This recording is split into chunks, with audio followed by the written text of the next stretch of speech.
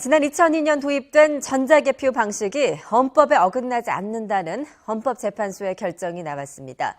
그동안 오류 가능성이 제기돼 종종 선거 결과를 놓고 논란이 불거졌었는데 전자개표 방식에는 문제가 없다는 판단입니다. 보도에 이종원 기자입니다. 지난 2011년 4월 치러진 국회의원 재보선 개표소.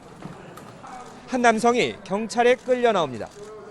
후보 측 참관인이던 한모 씨가 전자개표기 사용을 중지해달라고 소란을 피우다 제지를 당한 겁니다.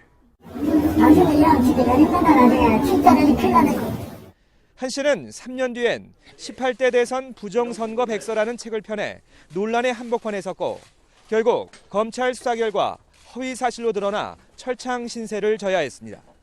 사실은 그런 어떤 오류가 초기 단계 시정됐음에도 불구하고 이제 예를 들어 그런 사실을 가지고 이 개표기에 이렇게 문제가 있다. 이런 개표기를 통해서 나온 선거 결과를 과연 우리가 받아들여야 되냐. 이제.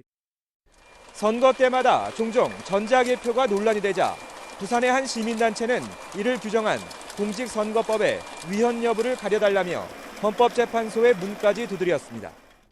전자개표로 인한 오류가 선거 결과에 승복할 수 없게 만들어 극심한 국론 분열을 초래하는 만큼 20대 총선부터는 수개표 방식으로 다시 전환해야 한다는 취지였습니다. 그러나 헌재는 재판관 9명이 일치된 의견으로 이 같은 주장을 받아들이지 않았습니다. 투표지 분류기를 사용한 전자개표라고 하더라도 개표 사무원 등이 직접 눈으로 2차, 3차 확인 과정을 거치는 만큼 오류나 조작 가능성은 희박하다는 게 헌재의 판단입니다.